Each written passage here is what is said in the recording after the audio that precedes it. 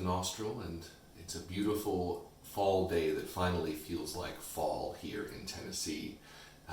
We've had really warm weather recently, and it really just felt like a very long extended summer, but the past week or so it's cooled off, the humidity's gone away, and it's really gotten me in the mood for autumn and winter to arrive, and so I've been pulling out and starting to wear more of my cooler weather scents and kind of re-exploring that realm of things. When you live in a place like Tennessee, most of the year you're going to get weather that really only complements very warm weather scents. It's really humid, it's very hot, and so the range of scents you can wear ends up being a little bit more limited. There is a little bit of a cool season in Tennessee from about the beginning to mid-October until February, March or so. You can get away with wearing cooler weather scents. And so today I want to review a relatively inexpensive cooler weather scent, one that I haven't worn too much in the past just because I have a lot of others that I tend to put in my rotation, but it's still a very nice one. It is by the house of English Laundry, and it's called Windsor pour Homme. Right off the bat, it's advertised for men, but this kind of spicy, woody, holiday-esque scent really can work for anyone, I think. It smells like, a lot of people will hear about Burberry London more than this one. Burberry London's a bit more popular, and it also has a bit of that Christmas in a bottle thing going on. In fact, I think that's almost its tagline. People describe Burberry London and they say, oh, it's Christmas in a bottle. Well, there's something of that going on with Windsor by English Laundry as well.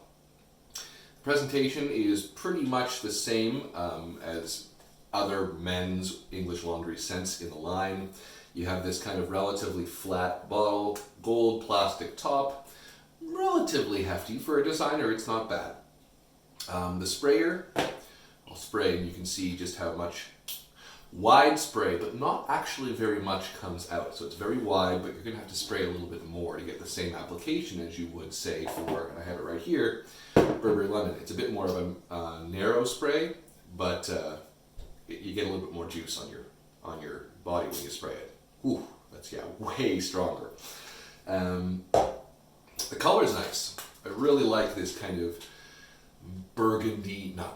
maroon, brownish red color. It really does invoke the feeling of the scent really well. Warm, spicy, that perfect kind of scent for the holidays when you're spending time with family and friends in a more laid back, kind of cool weather, curl up by the fire kind of situation.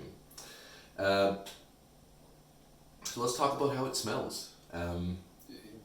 There are some top notes here that are very short-lived in the realm of citruses.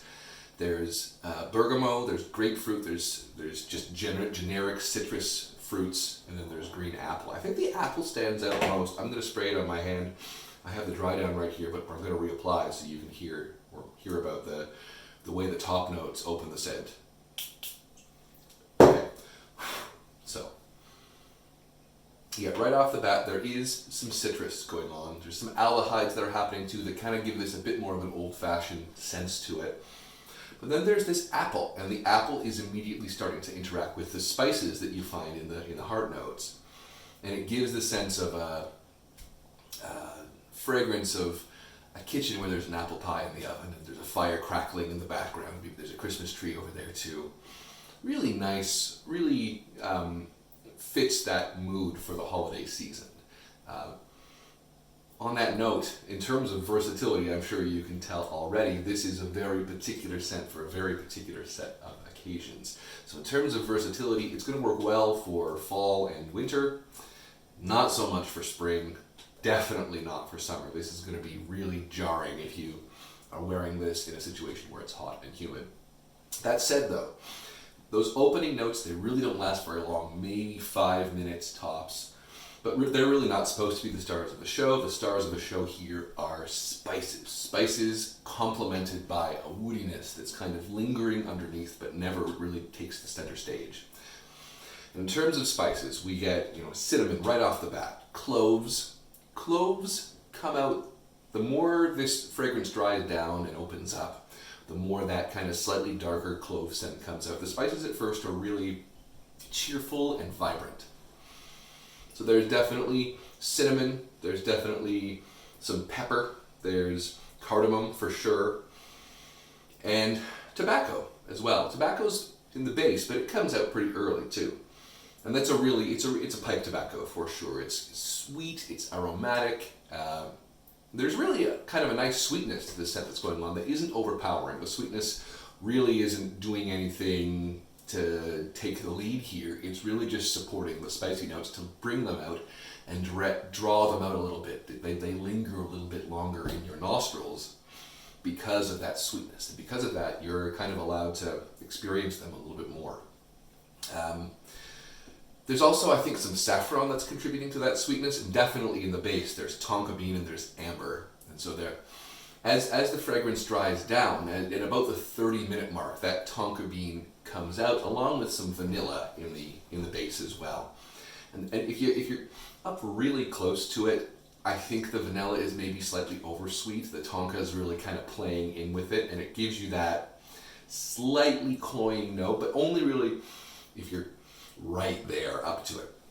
I don't think this is going to be a problem if you're just wearing it and people are smelling it as kind of naturally as the way that they're supposed to in the air, unless they're coming up to you and like smelling your neck right there or your arm right there. No one's going to notice that. Really, in the air, the projection and sillage of this scent, that sweetness doesn't really come out as overbearing. It comes across as pleasant. And the vanilla, combined with the cloves that really come out later in the base, they darken the scent a little bit. So that initial really cheerful spice profile darkens a little bit. Now this isn't a dark scent by any means. This is not mysterious or foresty in any way. It's remains relatively cheerful and pleasant, but the cloves do darken it a little bit along with the vanilla. There is a muskiness to it, just a little bit, that comes out in the base later on, but the muskiness of English Laundry Windsor is really nothing compared to the muskiness that we find in Burberry London, which I have it sprayed here and it's dried down. There's that very particular Burberry musk. If you've smelled a few different Burberrys before, you know what I mean, that men's musk for Burberry.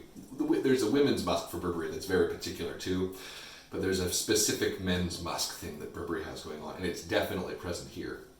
Now, I happen to think that Burberry London is one of the best Burberry scents, and these two, English Laundry Windsor and Burberry London, are very similar. You know, if you read reviews online, Fragrantica, I read a few people who were insisting that these two smelled exactly the same. I do not agree. They are different. The spice profile of Windsor is more complex, and it's a little bit more mature. I think it suits someone 25 plus a little bit better than Burberry London does. I still do think that these scents are both kind of wearable by almost anyone. Maybe if you're below 20, Windsor isn't really going to work for you unless you're in a very specific circumstance. Burberry London is a little more versatile across age ranges, just because of that slightly more fresh musk sense that it gets as it dries down. But both of these are pretty versatile in terms of age range. I do think that Burberry London has a bit more of a youthful vibe to it. There's something, and maybe it's the aldehydes in the top combined with the vetiver. There is a bit of vetiver in the bottom. It's really subtle, along with oud. And oud it's not a, don't worry, if you're anti-oud or if you're kind of put off by oud smells, it's really all of the work that the oud is doing here, along with the vetiver, are pretty invisible. You can, if you smell really closely, you can figure out how they're propping up some of the other base notes and the other middle notes, but really this is not an oud scent, this is not a vetiver scent. They're just in the background helping the other spices come out. But I actually think they do a really good job at that. And then both of them, both the oud and the vetiver, are probably synthetic, but because they're so minimal, they actually complement the spiciness and the sweetness, the woody sweetness, the cedar and the spice profile really well. So I actually, when it comes down to it, in terms of just subjectively which of these I like better, I think I go for Windsor Pour Homme by English Laundry more, because there's just more going on with it. There's more to explore. Burberry London dries down into a very simple scent. It's a musky, spicy, woody scent. Again, well suited for the holiday season. But the dry down of Windsor, just there's more going on in it. There's more accords of apple pie and Christmas trees by the fireplace. It evokes more holiday imagery somehow because there's more going on. Not to say, again, that I don't like Burberry London. I think it's fantastic, but I think by a little bit, in terms of its complex profile, and just in terms of the way that it wears on me, I like Windsor a little bit more. Both of these can be found for pretty similar prices online. I think I found Windsor at a Marshall's for about $15, which is an amazing price point for this. This smells much more rich and complicated and well crafted than a scent has any right to at $15. I think I paid $25 for this online, and still a great deal. This is a wonderful scent, but this was the better deal for sure. Bigger bottle, more complicated, more well crafted spice profile. It's interesting, I read a few reviews online that were saying that this was kind of rough around the edges, and I really don't agree. There's something really well blended about this. Someone put time and care into making sure that this presented spicy accords that really resonated with one another in a way that I don't think that those reviewers were picking up on. Before I finish, I just want to talk a little bit about sillage and longevity and projection. Both of these scents, both Windsor and Burberry London, are lacking a little bit in those categories. I think longevity is not bad, it's decent for Windsor. Longevity is pretty poor for Burberry London. But sillage, in terms of sillage and projection, you're going to have to spray a lot on to make this work in the way that you want it to work. The other day I was walking outside, I just wanted to see how much I needed to put on to get a decent sillage going. And put on 8 sprays, I think, and even still my sillage was pretty minimal. I think my spouse needed to come up within a foot of me to really get a sense of what I was wearing. It was a little windy out, so maybe not the best test circumstances, but still I would recommend applying a little bit more of this than you would otherwise expect. It's definitely not as powerful as other kind of spicy, woody winter scents out there. All the same, for $15 for a 3.4 ounce bottle like this is going to go a long way, even if you're putting on 8 to 12 sprays every single time you apply it. And because the versatility in terms of seasons is so limited, it's going to go a long way because you're not going to be wearing this in the spring and you're not going to be wearing this in the summer. Heck, I would have trouble even wearing this in early fall when it's still warm out, 75, 77 degrees, just because it evokes such a strong impression of cool, cold, crisp fall and winter days. Curled up by the fire or going for a hike, it's the smell of campfire smoke in the background. It really suits those circumstances, and so depending on where you live, you're really only going to be able to wear this, between 4 and 5 months of the year, and that's pushing it for a place like Tennessee, let me tell you. Still, it's very good for the price point. It's excellent. If you see it at a TJ Maxx or a Marshall's for $15, I think it's a no-brainer. If you like spicy, woody scents that evoke the holiday season, this is a great pickup.